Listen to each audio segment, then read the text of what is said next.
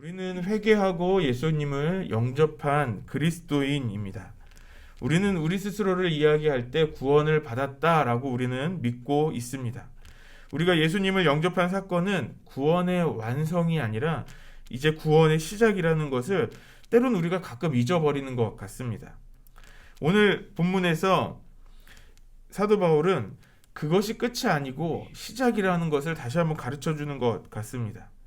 사도 바울은 달리기 선수가 우승을 위해서 달리는 것처럼 우리도 계속해서 믿음의 전진을 해 나가야 한다는 것을 말씀하고 있는 것입니다. 그것은 곧 성화의 삶을 사는 것, 다시 말해 예수 그리스도를 닮아가는 것을 말합니다. 우리 19절 말씀을 다시 읽겠습니다. 시작. 내가 모든 사람에게서 자유로우나 스스로 모든 사람에게 종이 된 것은 더 많은 사람을 얻고자 함이라. 사도 바울은 로마의 시민권을 가지고 있었던 사람이라는 것을 우리가 이미 알고 있습니다. 또 그 당시에 굉장히 유명했던 랍비, 유대에서 가장 유명했던 랍비 가말리엘의 문화생이었고 그만큼 유대에서도 아주 기대되는 아주 큰 인자였습니다. 그런 사도 바울에게는 그 시대를 살아갈 때 어떤 제약을 받을 만한 것이 없는, 그러니까 자유롭게 살 만한 충분한 권리가 있었던 사람입니다. 하지만 그런 사도 바울 자신이 스스로를 권리를 내려놓습니다. 자신을 낮추었다고 이야기합니다. 종이 되었다고 고백하고 있습니다. 그것은 사람들을 얻기 위한 일이었다고 말합니다. 사도 바울의 이러한 모습은 예수님을 본받기 위한 자신의 그 권리포기, 또 예수님을 본받기 위한 자신의 삶의 태도였다고 말할 수 있습니다. 빌립보서 2장 6절에서 8절 말씀에 사도 바울은 이렇게 예수님을 소개합니다. 그는 근본 하나님의 본체시나 하나님과 동등됨을 취할 것으로 여기지 아니하시고 오히려 자기를 비워 종의 형체를 가지사 사람들과 같이 되셨고 사람의 모양으로 나타나사 자기를 낮추시고 죽기까지 복종하셨으니 곧 십자가에 죽으심이라. 사도 바울이 빌립보 교회 성도들에게 예수님에 대해서 이야기할 때 예수님은 하나님의 본체이시며 또 하나님과 동등됨을 취하시는 분이신데 스스로 종의 형체로 사람의 모양으로 이 땅에 오셔서 우리를 위해 죽으셨다라는 것을 말합니다. 사도 바울이 예수님을 그렇게 보고 있는 것처럼 예수님께서 하나님이셨던 그분이 겸손하게 종의 모습으로 이 땅에 오신 것처럼 나도 예수님을 닮기 위해 이 종의 모습으로 사람을 얻기 위해 너희들 앞에 나갔다라고 이야기하는 것이죠. 사도 바울은 자신을 점점 낮추어서 예수님을 닮기 위해 노력했다는 것을 말씀하는 것입니다. 사도 바울이 자신의 종의 모습으로 낮춘 그 실제적인 모습들이 20절부터 22절에 설명하고 있습니다. 그는 유대인이었지만 유대인으로서 또 유대의 율법으로 그 유대 율법을 중요하게 여기는 사람들에게 다가갔고 또 율법이 없는 사람은 자신이 유대인이고 율법을 가진 사람이지만 율법이 없는 자들에게 맞추어서 그들에게 다가가서 사역했다고 이야기합니다.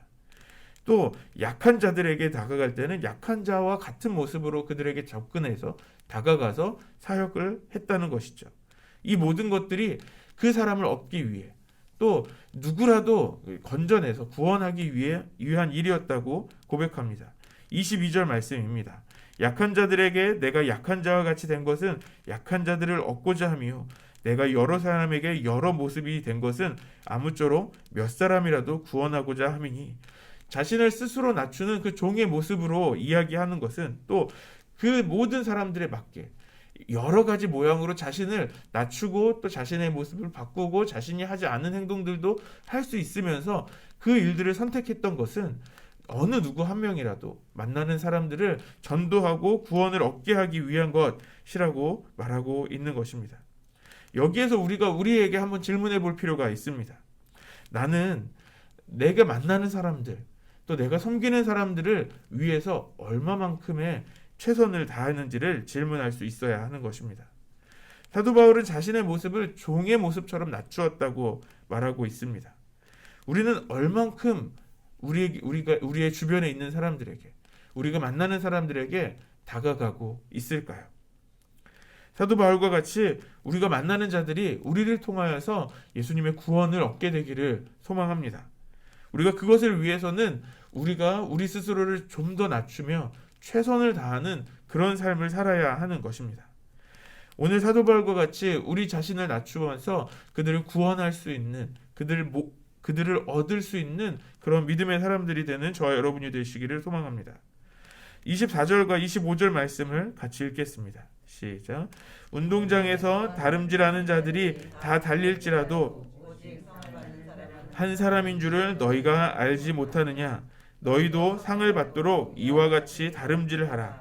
이기기를 다투는 자마다 모든 일에 절제하나니 그들은 썩을 승리자의 관을 얻고자 하되 우리는 썩지 아니할 것을 얻고자 하노라. 최선을 다하는 자신의 삶의 모습을 운동장에서 다름질하는 사람의 모습으로 비유하면서 이야기합니다. 그 당시 고린도 지역에는요, 2년마다 열리는 이스트미아 제전이라는 게 있었습니다. 고대 그리스에서 4가지 대회가 있었거든요. 그 유명했던 대회 중에 그 중에 우리가 잘 아는 것은 4년마다 열리는 올림픽이 있었죠. 올림피아 대제전이라고 말하는 올림픽도 그 중에 하나입니다. 이 이스트미아 제전은 바다의 신 포세이돈을 기념하기 위해서 그 포세이돈의 성역이라고 생각하는 고린도의 이스트모 해협에서 진행되었던 제전입니다. 여기에는 여러 가지 운동 경기가 있었습니다. 육상도 있고요, 레슬링도 있고요, 여러 가지 운동 경기들을 진행하고요. 그 운동 경기뿐만이 아니라 음악을 발표하거나 창작한 시가를 발표하는 그런 큰 축제였습니다. 올림픽의 버금가는 아주 큰 축제였다고 합니다. 많은 사람들이 모였고 많은 사람들이 환호하는, 그 중에 육상, 그것도 달리기는 모든 사람의 이목을 집중시키는 그런 것이었습니다. 왜냐하면 그 당시 경기를 할 때는 남자들이 몸에 아무것도 걸치지 않고 알몸으로 달리기를 했다는 거죠. 그런 그 그림들도 많이 남아 있거든요. 그래서 그것을 볼 때 많은 사람들의 이목이 집중될 수밖에 없는 것입니다. 히에라폴리스 출신의 철학자 에픽테토스라는 사람이 그런 제전들을 생각하면서 올림피아 제전에 대해서 이런 글을 남겼습니다. 올림피아 경기에서 우승하고 싶은가? 그렇다면 그걸 결심하기 전 먼저 올림피아 경기장이 어떤 곳인지 알아야 한다. 그곳에서는 엄격한 규칙을 지켜야 한다. 식사 시간도 정해져 있고 음식도 정해진 것만 먹어야 한다. 케이크도 없고 달콤한 음식도 시원한 물도 없다. 와인도 마실 수 없다. 시간표에 따라 훈련도 받아야 한다. 본인 의사와는 아무 상관없다. 찌는 듯한 더위에도 추위에도 비가 내려도 마찬가지다. 트레이너에게는 무조건 복종해야 한다. 그런 다음 드디어 경기가 시작되면 진흙탕 속에서 뒹굴어야 한다. 팔이나 다리를 삘 수도 있다. 먼지를 뒤집어 쓸 수도 있고 매를 맞을 수도 있다. 운이 나쁘면 질 수도 있다. 좋다. 그래도 올림피아 경기에 나가고 싶다면 가서 싸워라. 그러니까 올림피아 경기 같은 이 이스트미아 경기에 나오는 선수들에게 하는 말인데요. 이 일들을 하기 위해서, 정말 우승을 하기 위해서 자신을 절제하고도 절제해야 되는 거. 자신이 하고 싶은 것도 할 수 없고 또 그 자신의 몸을 만들기 위해서 더 노력하고 또 애써야 되는 것을 이야기하는 것이죠. 그렇게 달리기 선수도 그렇게 하는데, 그렇게 자신의 몸을 쳐서 복종하게 하는, 자신을 그렇게 연단하는데 우리는 어떻게 해야 되는가에 대한 것을 이야기합니다. 사도 바울이 그들이 얻는 그 승리의 관을 이야기하죠. 그 당시 그 달리기에서 우승을 하면 월계관을 받았습니다. 왜 우리도 올림픽 경기에 보면 그 마라톤에서 승리한 사람들은 월계관을 씌워주잖아요. 또 우리가 기억하는 역사에 보면 우리나라 최초의 마라톤의 금메달을 딴 송기정 선수가 월계관을 쓰는 모습을 우리 여러분 다 보셨을 겁니다. 그런데 그 당시에 이 월계관은요, 진짜 나무로 만든 거예요. 그러니까 금이나 은이나 동이 아닙니다. 그냥 식물로, 월계수 잎으로 또는 소나무로 이렇게 만들었다고 합니다. 그렇다면 이 관은 어떻게 될까요? 시간이 지나면 영원하지 못하는 것이죠. 그래서 사도 바울이 얘기합니다. 그들이 얻으려고 하는 관은 썩어질 것들이지만 우리가 얻어야 하는 관은 영원한 승리의 관이라고 설명하고 있는 것입니다. 우리가 얻어야 하는 승리자의 관은 영원한 것입니다. 그런데 이 세상의 사람들은 영원하지 않은 것을 얻기 위해서, 썩어질 것을 얻기 위해서 그렇게 자신의 몸을 쳐서 운동하고 노력하면서 준비하는데, 하물며 영원한 승리를 얻으려는 우리는 어떻게 해야 하는 것이 맞을까요? 26절과 27절 말씀 같이 읽겠습니다. 시작.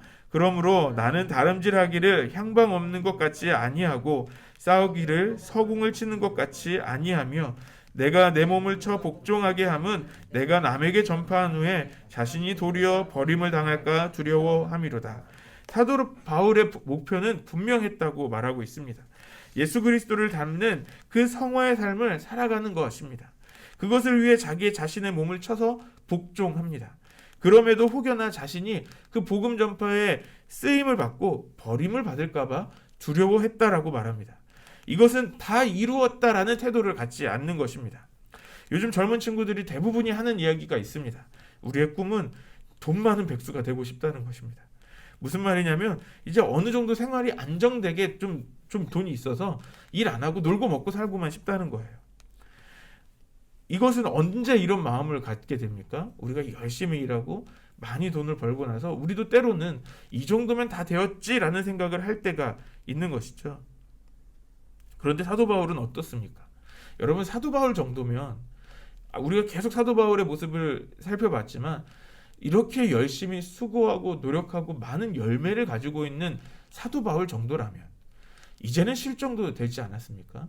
이제는 그동안 놓았던, 가지고 있지 않았던, 받지 않았던 그 모든 권리들을 다시 받아도 누구도 그 사도 바울을 욕할 수도 없습니다. 그런데 사도 바울은 자기 자신이 거기에서 멈추지 않아야 한다라고 말하고 있는 것입니다.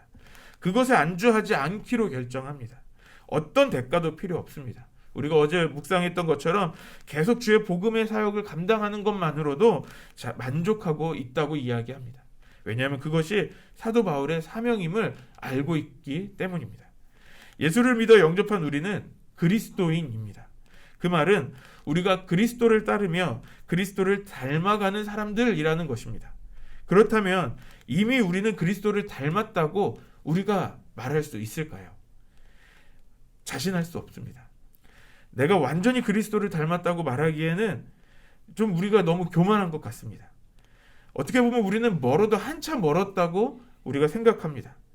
누가 이야기하지 않아도 누가 당신은 아직 예수님 못 닮기엔 아직 너무 멀었어 라고 말해주지 않아도 이미 우리 스스로가 너무 잘 알고 있습니다. 그런데 우리는 그렇게 잘 알고 있는 우리는 예수님을 닮기 위해서 주님을 향해 가까이 가기 위해서 얼만큼의 노력을 하고 있습니까? 혹시 그런 생각을 가진 것은 아닐까요? 우리가 이미 구원을 받았으니 천국 시민권 받았으니 이 정도면 되었다라고 생각하고 혹시 그 자리에 멈추어 서 있는 것은 아닙니까? 우린 그럴 수 없습니다. 우리가 너무 잘 알고 있는 것처럼 우리는 예수님을 닮기 한참 멀었습니다. 그러므로 우리는 계속해서 달려나가야 하는 것입니다. 사도 바울은 그리스도를 닮아가는 그 성화의 삶을 멈추지 않았습니다. 자신이 받은 그 상을 혹시라도 놓칠까봐 자신의 몸을 쳐서 복종했다고 고백합니다. 오늘 우리는 그리스도를 닮기 위해 얼마나 노력하고 있는지를 다시 한번 좀 생각해 볼 필요가 있습니다. 우리가 이미 구원받았다는 것으로 이 성화의 달리기를 멈추었다면 우리는 다시 일어나야 합니다. 그리고 다시 달리기를 시작해야 합니다. 주님 오시는 그날까지 끝까지 달려가는 그런 그리스도인들이 되어야 합니다. 예수님께 더 가까이 다가가며 예수님을 닮아가는 저와 여러분이 되시기를 소망합니다. 우리 교회가 그렇게 예수님을 닮아가는 믿음의 공동체가 되기를 간절히 소망합니다.